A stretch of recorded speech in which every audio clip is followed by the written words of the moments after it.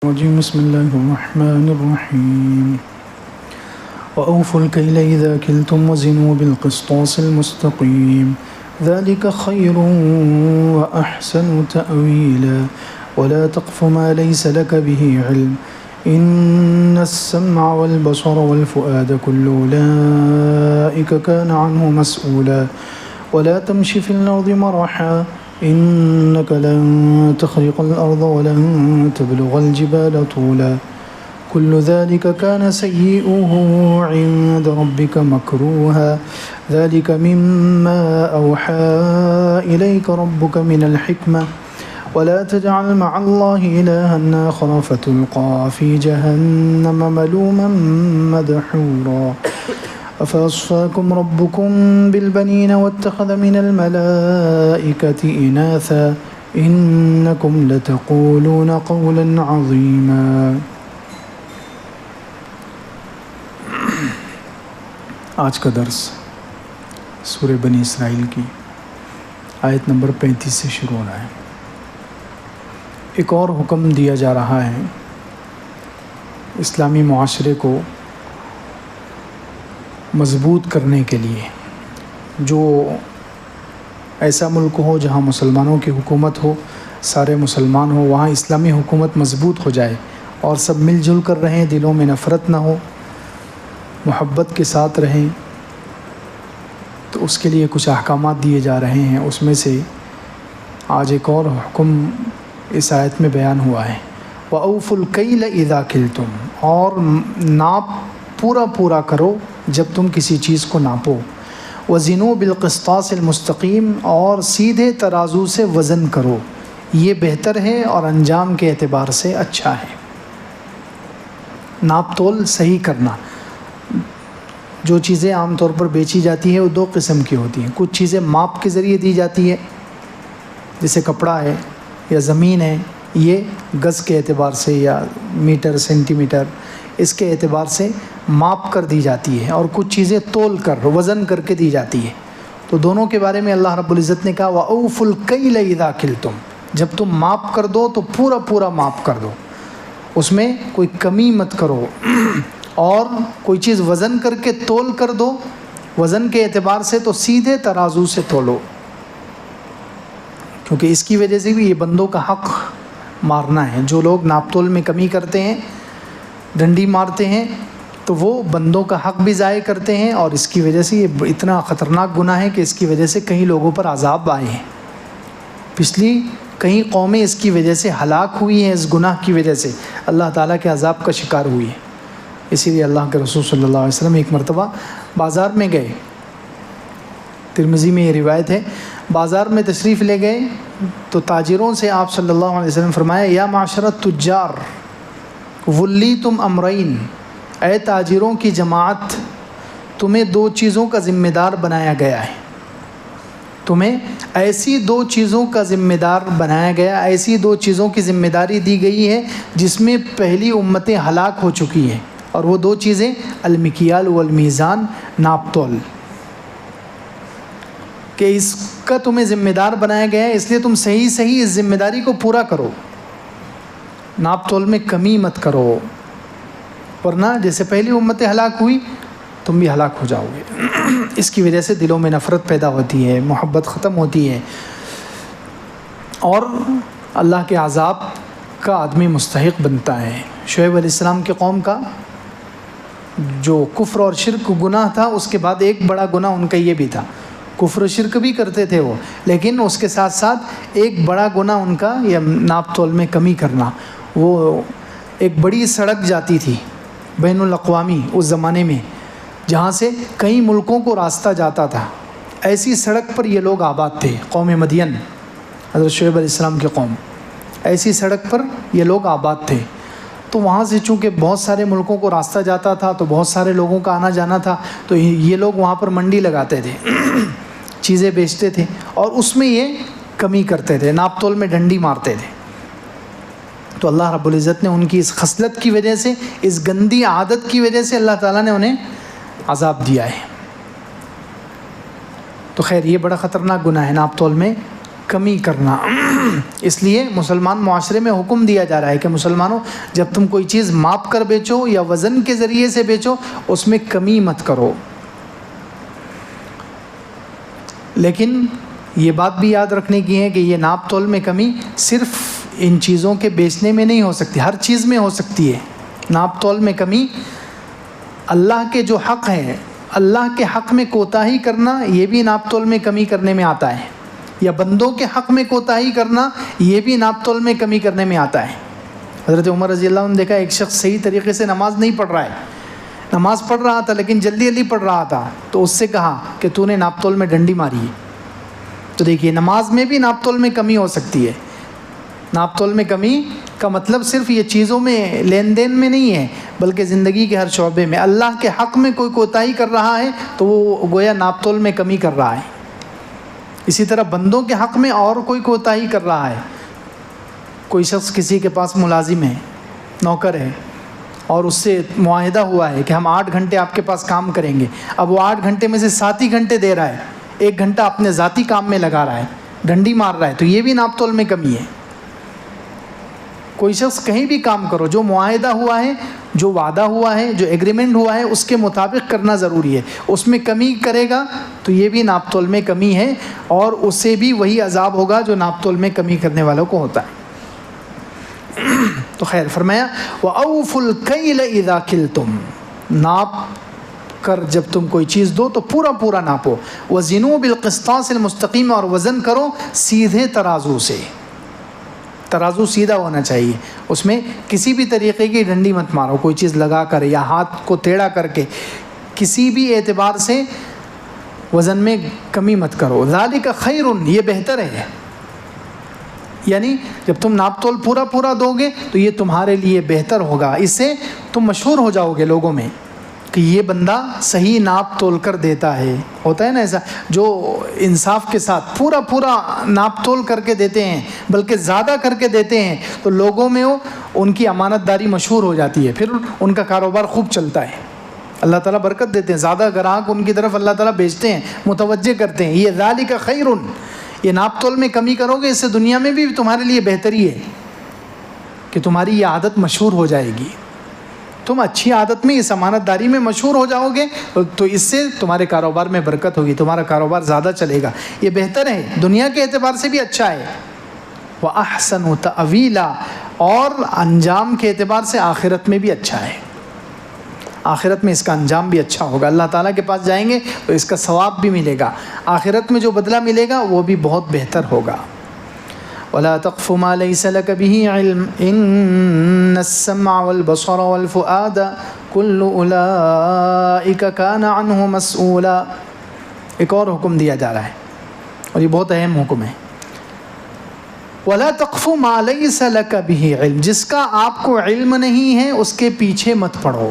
بے شک کان، آنکھ اور دل، ان سب کے بارے میں پوچھا جائے گا قیامت کے دن. جس چیز کا علم نہیں ہے اس کے پیچھے مت پڑو. اس میں کیا کیا چیزیں آئے گی؟ جس چیز کا علم نہیں ہے آپ حکم مت لگاؤ. پہلی چیز، آپ کو معلوم نہیں یہ چیز حلال ہے یا حرام ہے تو پھر آپ فتویٰ مت دو، آپ حکم مت لگاؤ.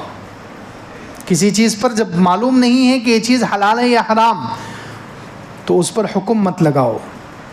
کسی مسئلے کے بارے میں معلوم نہیں ہے تو فتویٰ مت دو. علم نہیں ہے، عالم نہیں ہے تو فتویٰ مت دو. یہ کہ جس چیز کے بارے میں مکمل تحقیق نہیں ہے اس کے پیچھے مت پڑو.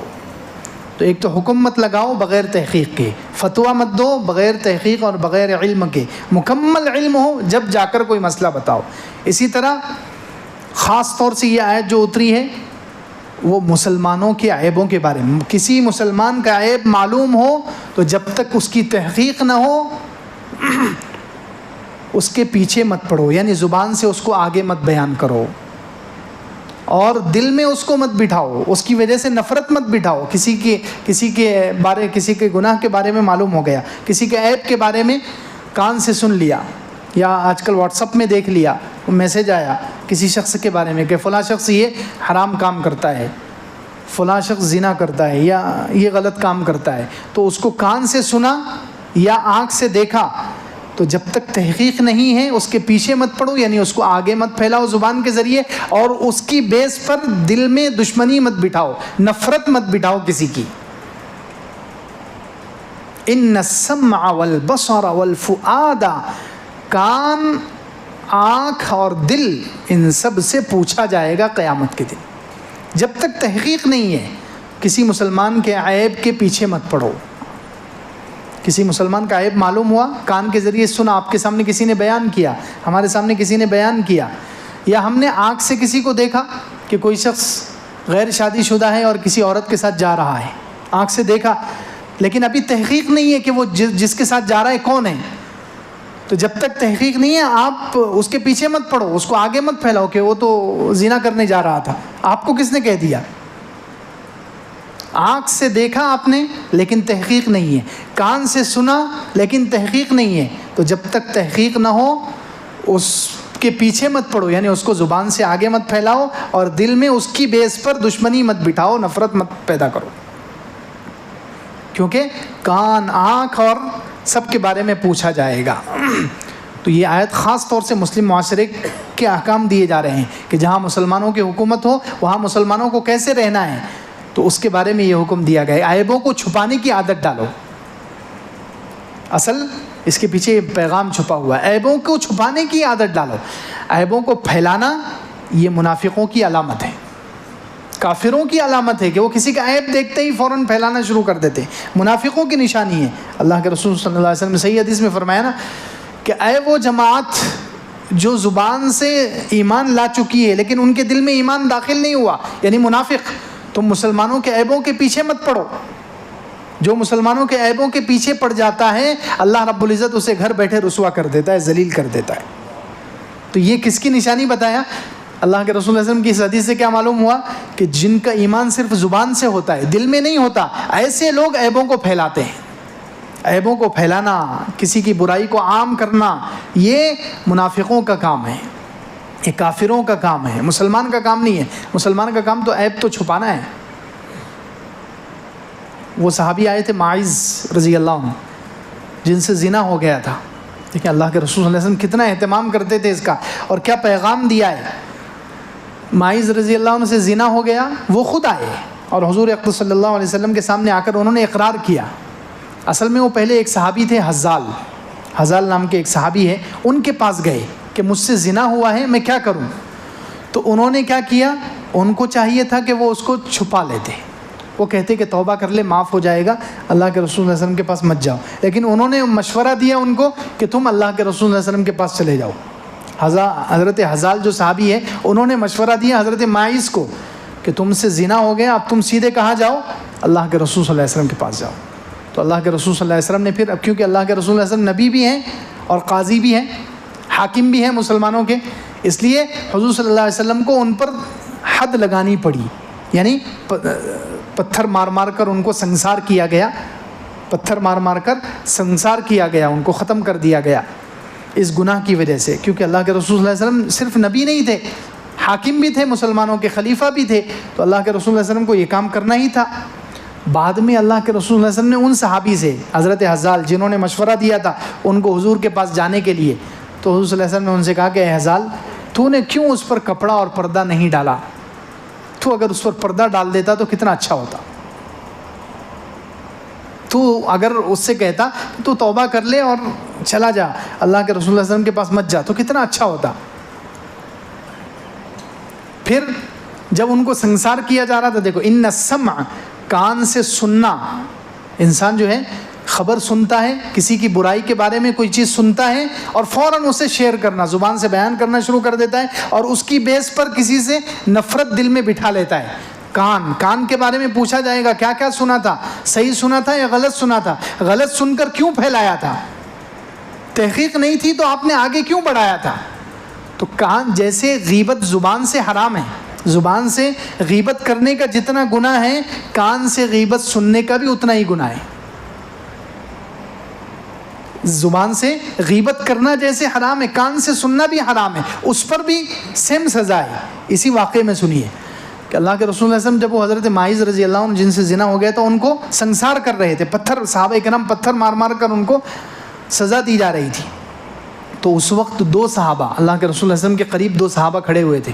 تو ان میں سے ایک کہنے لگے, دو صحابہ قریب تھے, ان میں سے ایک نے دوسرے سے کہا کہ یہ کیسا آدمی ہے. حضرت ماعز کی طرف اشارہ کر کے چپ کے دونوں باتیں کر رہے ہیں. تو ان دونوں میں سے ایک نے کہا کہ یہ کیسا آدمی ہے, اللہ نے اس کے عیب پر پردہ ڈالا تھا تو اس کو چاہیے تھا کہ یہ بھی پردہ ڈال دیتا, لیکن اس نے اپنا پردہ اٹھا دیا, اللہ کے رسول صلی اللہ علیہ وسلم کے سامنے جا کر خود اقرار کر لیا, اب کتے کی طرح اس کو سنسار کیا جا رہا ہے. نعوذ باللہ. دیکھیے یہ غیبت کر لی انہوں نے, یہ جملہ کہہ دیا حضرت ماعز کے بارے میں, جن کو پتھر مارے جا رہے تھے. یہ دونوں نے آپس میں غیبت کی کہ یہ اچھا پردہ رکھتا, اللہ نے پردہ رکھا تھا, چھپ کر گناہ ہوا تھا, اللہ نے کسی کے سامنے ظاہر نہیں کیا تھا, تو اس نے خود کو کیوں ظاہر کیا, اب دیکھو کیسے کتے کی موت مر رہا ہے. نعوذ باللہ. یہ الفاظ تھے ان کے, کتے کی طرح سنسار کیا جا رہا ہے. تو اللہ کے رسول صلی اللہ علیہ وسلم سن لیا ان کی بات, اس وقت کوئی جواب نہیں دیا, خاموش رہے. پھر جب واپس ہوئے وہاں سے مدینے کی طرف جا رہے تھے تو راستے میں ایک مرا ہوا گدھا پڑا تھا, جس کے پیر بندھے ہوئے تھے. مرا ہوا گدھا, کئی دنوں سے پھول گیا, پھٹ گیا, ایسا گندا گدھا پڑا ہوا تھا. تو اللہ کے رسول صلی اللہ علیہ وسلم نے کہا کہ ان دونوں کو بلاؤ, نام لے کر کہا ان دونوں کو بلاؤ. وہ دونوں آئے تو اللہ کے رسول صلی اللہ علیہ وسلم نے ان سے کہا تم یہ مرا ہوا گدھا کھاؤ دونوں بھی. کیا کہا, تم دونوں یہ مرا ہوا گدھا کھاؤ. تو وہ کہنے لگے اللہ کے رسول صلی اللہ علیہ وسلم اللہ تعالیٰ آپ کو معاف کرے, یہ مرا ہوا گدھا کوئی مسلمان کیسے کھا سکتا ہے, مرا ہوا گدھا ہم کیسے کھائیں گے, سڑ گیا, پھول گیا, پھٹ گیا. ایک تو گدھا ہے, ویسے ہی حرام ہے کھانا, جائز نہیں ہے, ہم کیسے کھا سکتے ہیں. تو اللہ کے رسول صلی اللہ علیہ وسلم نے ارشاد فرمایا تم نے جو ابھی غیبت کی ہے اپنے اس بھائی کی جس کو پتھر مارے گئے, تم نے جو غیبت کی ہے اس کا گوشت کھانا چھوٹا گناہ تھا, تم نے غیبت کر کے اس سے بڑا گناہ کر لیا ہے. اللہ اندازہ لگائے, یہ گدھے کا گوشت کھا لیتے اگر تم مرے ہوئے تو یہ تھوڑا ہلکا گناہ ہوتا, تم نے جو ایک مسلمان کی بے عزتی کر دی اور اس کی غیبت کر لی, وہ اس سے بڑا گناہ کر لیا ہے, اس گدھے کو کھانے سے زیادہ بڑا. دیکھیے دونوں کو کہا, جس نے غیبت کی تھی اس کو بھی اور جس نے سنی تھی اس کو بھی, دونوں کا اتنا ہی گناہ ہے. غیبت کرنا جیسے حرام, سننا بھی ویسے ہی حرام. اس لیے کان کے بارے میں یہاں پہلے لفظ ہے, کان کے بارے میں قیامت کے دن پوچھا جائے گا کہ آپ نے مسلمانوں کے عیب کے بارے میں سنا تھا تو اس کو بغیر تحقیق کے کیوں پھیلایا تھا. مسلمانوں کے عیب کے بارے میں تو حکم یہ ہے کہ اس کو چھپاؤ. حضرت عمر رضی اللہ عنہ کے سامنے 3 لوگ آئے, حضرت عمر رضی اللہ عنہ کے زمانے میں 3 لوگوں نے آ کر گواہی دی, ایک 2 مرد عورت کے بارے میں کہ ہم نے ان کو زنا کرتے ہوئے دیکھا ہے. اب شریعت میں جب زنا کوئی الزام لگائے کسی پر کہ ہم نے فلاں کو زنا کرتے ہوئے دیکھا ہے, تو اس میں جو ہے گواہ پورے 4 ہونے چاہیے. کتنے ہونے چاہیے, پورے 4 گواہ ہونے چاہیے. اور دیکھا بھی کیسا, وہ 4 گواہ ایسے دیکھے دونوں کی شرمگاہ ملتے ہوئے دیکھیں, تب جا کر قاضی فیصلہ کرے گا. اگر ایسا نہیں دیکھا, انہوں نے صرف یہ کہا کہ ہم نے ان دونوں کو کمرے میں جاتے ہوئے دیکھا, ایسی انہوں نے گواہی دی, تو ان 4 کو ہی 80 کوڑے پڑیں گے. اتنا سخت قانون ہے کہ اگر تم گواہی دے رہے ہو تو 1-2 نے اگر گواہی دی کہ ہم نے دونوں مرد و عورت کی شرمگاہ ملتے ہوئے دیکھا, لیکن گواہ 2 ہی ہے, تو بھی ان کو ہی سزا پڑے گی 80 کوڑے. 4 ہونے چاہیے, اور 4 نے یہ کہنا کہ ہم نے ان کی بالکل کلیئر زنا کرتے ہوئے دیکھا ہے, دونوں مرد و عورت کی بالکل شرمگاہ ملتے ہوئے دیکھا ہے, تب جا کر قاضی ان کی گواہی قبول کرتا ہے اور ان دونوں مرد و عورت پر سزا لگتی ہے. تو یہ 3 لوگ آئے, انہوں نے آ کر گواہی دی کہ ہم نے دونوں کو دیکھا ہے زنا کرتے ہوئے, شرمگاہ ملتے ہوئے. لیکن آخر میں اس میں سے ایک آدمی نے کہا کہ میں نے ایسا تو نہیں دیکھا, میں نے صرف دونوں کو ایک دوسرے کے اوپر دیکھا ہے, دونوں کو ایک دوسرے کے اوپر دیکھا ہے, اتنا دیکھ لیا تھا اس نے, لیکن شرمگاہ ملتے ہوئے نہیں دیکھا. تو حضرت عمر نے تینوں کو 80 کوڑے مارے کہ تم کو چھپانا چاہیے تھا, جب تمہارے پاس کلیئر گواہی نہیں ہے تو اس عیب کو, دونوں کے گناہ کو چھپا دینا چاہیے تھا, تم میرے پاس کیوں لے کر آئے, تو چھپایا کیوں نہیں. وہ 80 کوڑے مارے تینوں کو. تو دیکھیے اسلام تو چاہتا ہے کہ عیبوں کو چھپایا جائے, عیبوں پر پردہ ڈالا جائے. جو مسلمانوں کے عیب چھپائے گا اللہ قیامت کے دن اس کے عیب چھپائے گا. صحیح حدیث میں من ستر مسلمن سترہ اللہ یوم القیامہ, او کما قال علیہ السلام. جو کسی مسلمان کا عیب چھپاتا ہے اللہ تعالیٰ قیامت کے دن اس کا عیب چھپائے گا. جو کسی مسلمان کا عیب چھپاتا ہے گویا اس نے کسی زندہ دفن کی ہوئی لڑکی کو بچا لیا. اتنا بڑا ثواب ہے. پہلے زمانے میں جو زندہ لڑکیوں کو دفن کیا جاتا تھا تو اگر کوئی وہ زندہ دفن کی ہوئی لڑکی کو آخری وقت میں جا کر بچا لے تو کسی مسلمان کا عیب چھپانے کا اتنا بڑا ثواب ہے۔ تو خیر یہاں جو کہا جا رہا ہے کہ جس بات کی آپ کو تحقیق نہیں ہے، جس کا علم نہیں ہے، اس کے پیچھے مت پڑو۔ جس کا علم نہیں ہے، کسی مسلمان کا عیب معلوم ہو گیا آپ کو، کان میں سننے میں آیا کسی کے ذریعے سے، تو آپ فوراً اس کو قبول کر کے دل میں جگہ دے کر زبان سے پھیلانا مت شروع کرو۔ تحقیق ضروری ہے، جب تک تحقیق نہ ہو اس کے پیچھے مت پڑو۔ وَلَا تَقْفُ مَا لَيْسَ لَكَ بِهِ علم۔ اب بتائیے اس آیت کی روشنی میں اگر ہم عمل کرنے لگ جائیں پورے مسلمان، تو کتنے عیب کم ہو جائیں گے جو واٹس ایپ پر دیکھ رہے ہیں، ہم پیپروں میں دیکھ رہے ہیں، فیس بک پر دیکھ رہے ہیں، کتنے عیب کم ہو جائیں گے۔ لیکن تحقیق نہیں کی جاتی ہے، بس ہم سمجھتے ہیں کہ بدن ہمارا ہے، نعوذ باللہ ہم آزاد ہیں، ہم سے کون پوچھنے والا ہے؟ اللہ تعالیٰ کہہ رہے ہیں میں پوچھوں گا قیامت کے دن، کان کے بارے میں پوچھا جائے گا، آنکھ کے بارے میں پوچھا جائے گا، اور دل کے بارے میں پوچھا جائے گا۔ کان بہت بڑی نعمت ہے، ان السمع، اس لیے سب سے پہلے بیان کیا ہے سب سے زیادہ انسان کے جسم میں کان کتنا کام کرتے ہیں، 24 گھنٹے چالو رہتے ہیں کان، زبان بند ہو جاتی ہے، منہ بند ہو جاتا ہے، نیند میں انسان کا منہ بند ہو جاتا ہے نا، لیکن کان چالو رہتے ہیں، چالو رہتے کہ نہیں رہتے؟ اسی لیے انسان سب سے پہلے اٹھتا ہے آواز سے اٹھتا ہے، آواز آتے ہی اٹھتا ہے کہ نہیں اٹھتا؟ الارم کیوں رکھتے ہیں؟ الارم لگا کر الارم کی آواز کس کو جاتی ہے؟ آنکھ کو کہ کان کو؟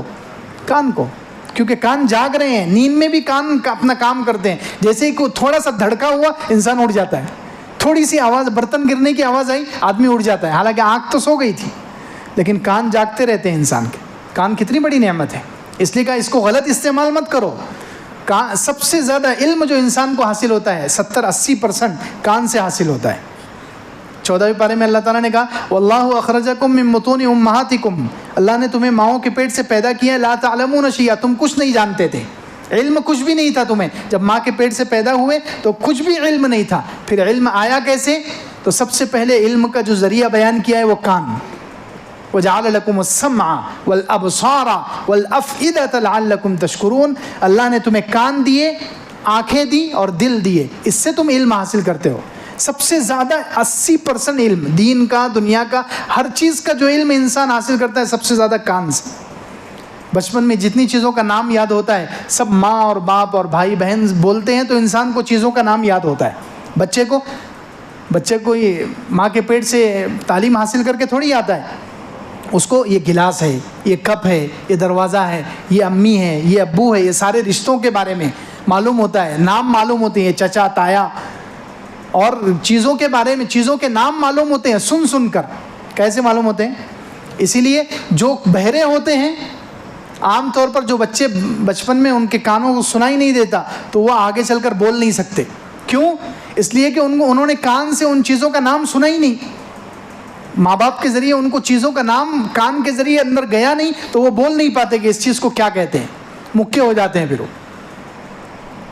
تو خیر سب سے زیادہ علم انسان کو کان سے، بچپن میں ساری چیزوں کا نام معلوم ہوگا کان سے، پھر اسکول میں جائے، مدرسے میں جائے، کالج میں جائے تو ٹیچر کا لیکچر سنتا ہے نا، تو سنتا ہے یار، پہلے سنتا ہے، زیادہ سے زیادہ علم حاصل کرتا ہے سن کر، اپنے استاذ کے ذریعے، ٹیچر کے ذریعے سبق سنے گا تو پھر وہ یاد کرے گا۔ تو علم سب سے زیادہ کان سے حاصل ہوتا ہے 70-80%۔ بعد میں انسان پھر تھوڑا قابل بن گیا سن کر تو پھر وہ خود ریسرچ آنکھوں سے پڑھنا شروع کرتا ہے، پھر اس کو دوسرے نمبر پر آنکھ سے علم حاصل ہوتا ہے، تیسرے نمبر پر دل سے سوچ کر علم میں اضافہ کرتا ہے۔ تو خیر کان بہت بڑی نعمت ہے، اسی لیے اس کو یہاں پر سب سے پہلے بیان کیا، اس نعمت کی قدر کرو، کان کی نعمت کی قدر، اس کو غلط استعمال مت کرو، کسی کے عیب کے بارے میں سن کر فوراً اس عیب کو پھیلاؤ مت، اس عیب کو آگے مت بڑھاؤ۔ اسی طرح کان کے ذریعے گانے مت سنو، اس کو کسی بھی حرام میں غیبت کرو بھی نہیں اور سنو بھی نہیں، غیبت کرنا بھی نہیں ہے اور سننا بھی نہیں ہے، سننا بھی حرام ہے۔ جس مجلس میں بیٹھے ہوئے غیبت ہو رہی ہے کسی کی، اگر ہمت ہے تو اٹھ جاؤ، ہمت ہے تو وہاں سے اٹھ جاؤ، اٹھ نہیں سکتے تو ٹوک دو، جو غیبت کر رہا ہے اس کو وہیں ٹوک دو کہ تم غلط بول رہے ہو۔ اگر اتنا بھی نہیں کر سکتے تو کم از کم اتنا کر لو غیبت سے بچنے کے لیے، کان سے جو غیبت سنی ہے اس گناہ سے بچنے کے لیے کم از کم اتنا کر لو کہ جس کی غیبت ہوئی ہے اس کی غیبت کے بعد تم تعریف کر دو اس کی، سامنے والا اس کو غیبت کر کے چاہتا کیا ہے؟ غیبت کر کے انسان بے عزتی کرنا چاہتا ہے. غیبت کا مقصد کیا ہوتا ہے؟ کسی کا عیب پیٹھ پیچھے بیان کریں گے تو اس سے مقصد کیا ہوتا ہے؟ اس کی بے عزتی کرنا. تو جب کسی نے آپ کے سامنے کسی کی غیبت کی اور آپ کے اندر طاقت نہیں ہے کہ آپ اتنا ایمان نہیں ہے کہ اٹھ کر جائیں یا اس کو منہ پر ٹوک دیں, تو کم سے کم اتنا تو کر دو کہ اس کی کچھ اچھائی بیان کر دو کہ نہیں وہ ایسا نہیں ہے, وہ ایسا ہے, اس کے اندر یہ خوبی ہے, یہ خوبی ہے. اس کی 2-4 خوبیاں بیان کر دو تاکہ اس کی جو بے عزتی ہو گئی ہے اس کا ازالہ ہو جائے. تو خیر, کان سے غیبت نہیں سننا ہے. اسی طرح گانا نہیں سننا ہے, حرام, اور کتنا سخت حرام کہا گیا ہے اس کو. استماع الملاہی معصیہ والجلوس علیہا فسق والتلذذ بہا کفر. حنفیہ کے نزدیک کانوں سے گانا سننا, گانے کے بجانے کے آلات کے ذریعے, میوزک ہے, موسیقی ہے, اور گانے سننا یہ معصیت, گناہ ہے. ایسی مجلسوں میں بیٹھنا فسق ہے, اور اس سے مزہ لینا کفر ہے. گانے اور میوزک سے تلذذ, لذت حاصل کرنا کفر ہے, یعنی کافروں کا عمل ہے. یہ کافر مزہ لیتا ہے, منافق ہے مزہ لیتا ہے. مسلمانوں کو گانوں میں اور میوزک میں مزہ نہیں آنا چاہیے. اس سے مزہ لینا ایک کفر ہے. میوزک سے, گانے سے, اس سے مزہ لینا ایک کافروں کا کام ہے, مسلمان کا کام نہیں ہے. مسلمان کو تو گانے سے نفرت ہونی چاہیے. تو گانے سے, میوزک سے مزہ لینا حرام ہے. تلذذ کفر کہا گیا اس کو. تو اس لیے کان سے گانا نہیں سن سکتے, یہ حرام ہے. گانے بجانے کے سارے آلات, یہاں تک اللہ کے رسول صلی اللہ علیہ وسلم نے ایک حدیث میں فرمایا کہ قیامت کے قریب میری امت میں بھی وہ ہوگا جو پہلی امتوں میں ہوا. یعنی میری امت میں سے کچھ لوگوں کو زمین میں دھسایا جائے گا. میری امت میں سے کچھ لوگوں کو زمین میں دھسایا جائے گا. چہرے ان کے مسخ کیے جائیں گے, یعنی ان کے چہرے بندر اور خنزیر کی شکل میں بدل جائیں گے جیسے پہلی امتوں میں ہوا. تو چہرے ان کے مسخ ہو جائیں گے, اور ان پر پتھروں کی بارش ہوگی. یہ 3 عذابات ہوں گے. میری امت پر بھی ایک قوم میری امت میں سے ایسی ہوگی کہ ان زمین میں دھسایا بھی جائے گا انہیں, ان کے چہرے بدلے جائیں گے خنزیر اور بندر کی شکل میں, اور ان پر پتھروں کی بارش ہوگی. تو کیوں ہوگی؟ اللہ کے رسول صلی اللہ علیہ وسلم نے فرمایا وہ شراب پیئیں گے اور گانے بجانے کے آلات استعمال کریں گے. صحیح روایت, گانے بجانے کے آلات استعمال کریں گے. تو آج یہ میوزک اور گانے بجانے کے جتنے آلات ہیں کتنے عام ہو چکے ہیں. موبائل کے ذریعے کتنا گانا اور میوزک مسلمان گھروں میں سنتے ہیں, بچوں کو سناتے ہیں, عورتیں سنتی ہیں, مرد سنتے ہیں, چلتے پھرتے سن رہے ہیں اور اس سے تلذذ لے. یہ حدیث میں, صحیح حدیث میں کیا فرمایا کہ گانا سننا دل میں نفاق اگاتا ہے. نفاق کا درخت. اب نفاق کے بارے میں ہم سب کو معلوم ہے. گانا سننا دل میں نفاق اگاتا ہے. جیسے پانی ڈالو تو درخت اگتا ہے یا ہریالی اگتی ہے. یہ اللہ کے رسول صلی اللہ علیہ وسلم نے فرمایا. نفاق دل میں گانا ایسے دل میں نفاق کو اگاتا ہے جیسے پانی ڈالو تو گھاس اگتی ہے. اب اس سے کیا مطلب کہ گانا سننے کی وجہ سے نفاق اگتا ہے. یعنی نفاق کہتے ہیں ایمان کے خلاف جو چیز ہے, ایمان کے اپوز میں جو چیز ہے. تو کیا مطلب؟ علماء کہتے ہیں کہ جو گانے سنتا ہے آہستہ آہستہ اس کے دل سے ایمان ختم ہوتا ہے. نفاق اگنے کا مطلب یہ ہے, آہستہ آہستہ وہ بے ایمان ہوتا ہے, ایمان ختم ہوتا ہے اس کے دل سے. نفاق کا تو یہی مطلب ہے. منافق جو اس زمانے میں تھے وہ کیسے تھے؟ ان کے دل میں ایمان کا ایک ذرہ نہیں تھا. اوپر سے مسلمان ظاہر کرتے تھے اپنے آپ کو, لیکن اندر سے ایمان کا کوئی ذرہ نہیں تھا. اندر سے وہ کافروں سے بڑے کافر تھے. اس زمانے کے جو منافق تھے اللہ کے رسول صلی اللہ علیہ وسلم کے زمانے میں ایک ذرہ ایمان کا نہیں تھا, بلکہ وہ اس زمانے کے مشرکوں اور کافروں سے بڑے کافر تھے. اس لیے اللہ تعالیٰ نے کہا کہ سب سے نچلے درجے میں منافق رہیں گے. ان المنافقین فی الدرک الاسفل. کافر اور مشرک سے بھی نیچے جہنم میں کون رہیں گے؟ منافق. تو یہ نفاق, گانا نفاق اگاتا ہے. کیا مطلب کہ آہستہ آہستہ گانا اور میوزک سننے کی وجہ سے دل سے ایمان نکلتا ہے. غیر محسوس طریقے سے آدمی اگر زیادہ سنتا رہے تو اللہ نہ کرے ایک دن ایمانی رخصت ہو جائے گا اس کا. نفاق اگانے کا یہ مطلب ہے. تو یہ بڑی خطرناک چیز ہے. اس لیے کان کی حفاظت بہت زیادہ ضروری ہے. کان سے صحیح چیزیں سننا ہے, صحیح مجلسوں میں بیٹھنا ہے. اس سے اللہ کا قرآن سنا جائے, دین کی بات سنی جائے, ایمانی بات سنی جائے, اللہ کے کلام کی تفسیر سنی جائے, اچھی باتیں سنی جائے. بس برائی میں اس کو استعمال، حرام چیز سننے میں استعمال نہیں کر سکتے، کیونکہ اس کے بارے میں پوچھا جائے گا۔ اللہ تعالیٰ فرما رہے ہیں ان السمع، بے شک کان، والبصر، آنکھ کے بارے میں بھی پوچھا جائے گا۔ یہ بھی کتنی بڑی نعمت ہے آنکھ، انسان کتنی مرتبہ اس کو دن میں استعمال کرتا ہے، زندگی بھر میں کتنی مرتبہ اس کو استعمال کرتا ہے۔ تو آنکھ کے بارے میں بھی پوچھا جائے گا، اس لیے آنکھ کو بھی غلط حرام کام میں استعمال نہیں کرنا ہے، کیونکہ آنکھ سے بھی انسان جب کسی نامحرم کو دیکھے گا، حرام چیز دیکھے گا، تو اس سے، کیونکہ آنکھ صرف دیکھتی نہیں ہے، آنکھ دیکھتی بھی، دو کام ہے آنکھ کے، دیکھتی بھی ہے اور فوٹو کھینچ کر دماغ میں پہنچاتی بھی ہے۔ آنکھ کے یہ دو کام ہیں، آنکھ صرف دیکھتی نہیں ہے، دیکھ کر فوٹو کھینچ کر دماغ کے اندر محفوظ کر لیتی ہے۔ ہوتا ہی نہیں ہوتا، آپ نے کسی آدمی کو آج دیکھا یا تفسیر میں ملاقات ہو گئی، اب آپ اس کو اگلے سال دیکھیں گے تو فوراً میموری پیچھے کریں گے، آپ اس کو کہاں دیکھا ہے، کہاں دیکھا ہے، کہاں دیکھا ہے، یاد آئے گا، ارے فلاں دن تفسیر میں ملاقات ہوئی تھی۔ یہ کیا ہوا؟ آپ نے آنکھ سے دیکھا نہیں تھا، بلکہ دیکھنے کے ساتھ ساتھ آپ نے اس کی تصویر دماغ میں محفوظ کر لی تھی۔ تو اس لیے اگر عورتوں کو دیکھیں گے، حرام چیزوں کو دیکھیں گے، تو وہ ساری چیزیں حرام آنکھوں کے ذریعے دماغ میں اور دل میں اتر جاتی ہے۔ اس لیے کہا گیا ہے کہ آنکھوں کو جھکاؤ، حرام میں آنکھوں کو استعمال مت کرو، کیونکہ انسان کا دل بہت قیمتی ہے۔ دل اللہ کے لیے بنا ہے۔ دل کس کے لیے بنا ہے؟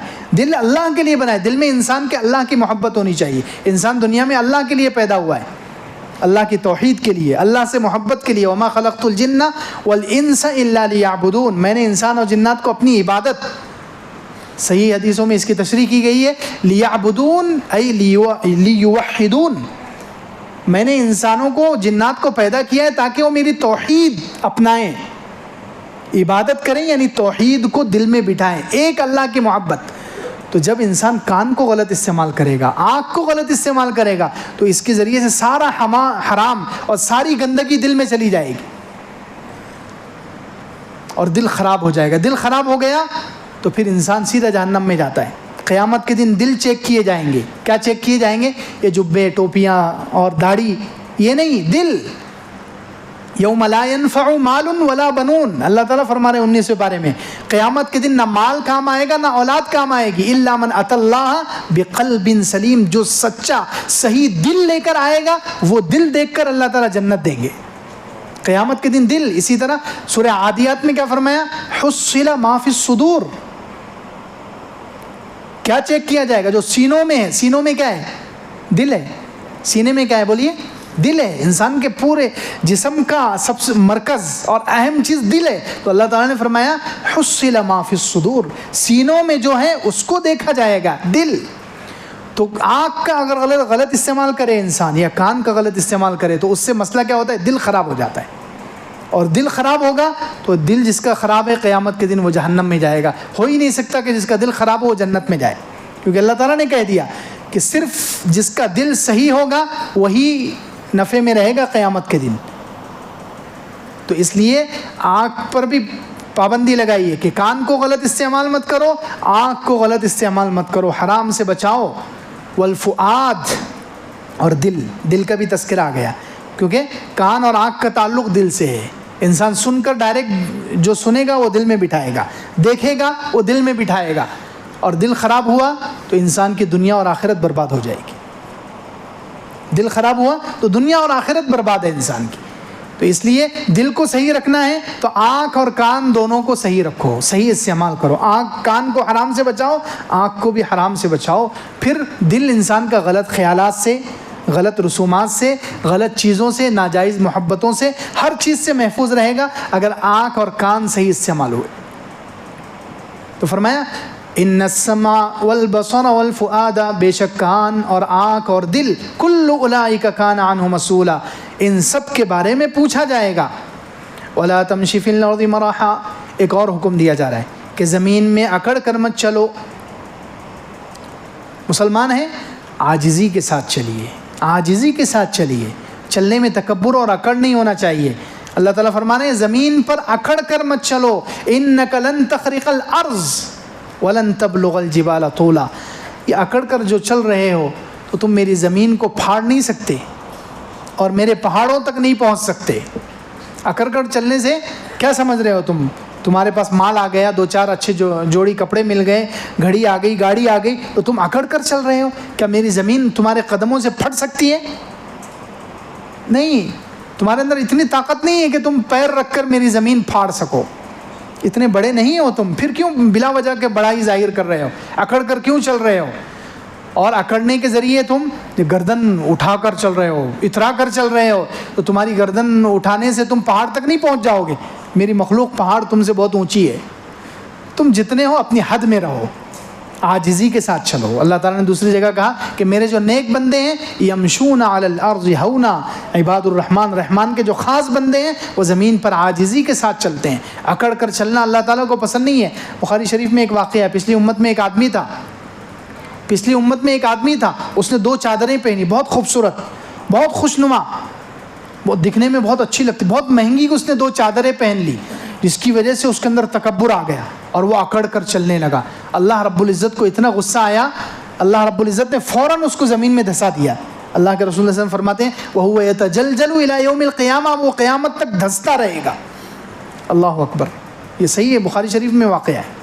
اللہ کو اکڑ کر چلنا بالکل پسند نہیں ہے. انسان اکڑ دکھائے مال کی وجہ سے, کپڑوں کی وجہ سے, چیزوں کی وجہ سے نہیں. تکبر اور اکڑ اللہ کو پسند نہیں ہے. اللہ کو عاجزی پسند ہے.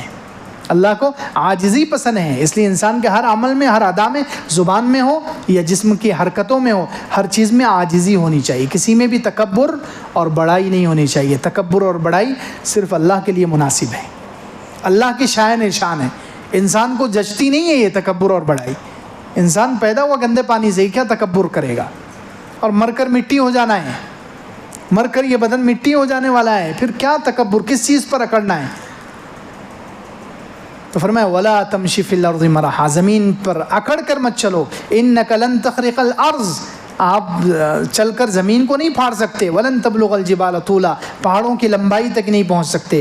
كُلُّ ذَلِكَ كَانَ سَيِّئُهُ عِنْدَ رَبِّكَ مَكْرُوهًا, یہ سب جتنی چیزیں, یہ جتنی برائیاں بیان کی ہیں اللہ تعالیٰ نے, جتنی چیزوں سے منع کیا ہے کہ اپنی اولاد کو قتل مت کرو, زنا مت کرو, اور کسی نفس کو بلا وجہ قتل مت کرو, یتیم کا مال مت کھاؤ, عہد اور وعدہ مت توڑو, ناپ تول میں کمی مت کرو, جس بات کی تحقیق نہ ہو اس کے پیچھے مت پڑو, اور اکڑ کر مت چلو. یہ جتنے حرام کام بیان ہوئے ہیں یہ سب اللہ کو بہت ہی ناپسند ہیں. کل ذالک کان سیئہ, یہ سب چیزیں, ان کی برائی آپ کے رب کے نزدیک بہت ہی زیادہ ہے. یہ سب حرام کام اللہ کو انتہائی ناپسندیدہ ہے. اس لیے ہر مسلمان کو اس سے بچنے کا اہتمام کرنا چاہیے. اللہ تعالیٰ عمل کی توفیق عطا فرمائے.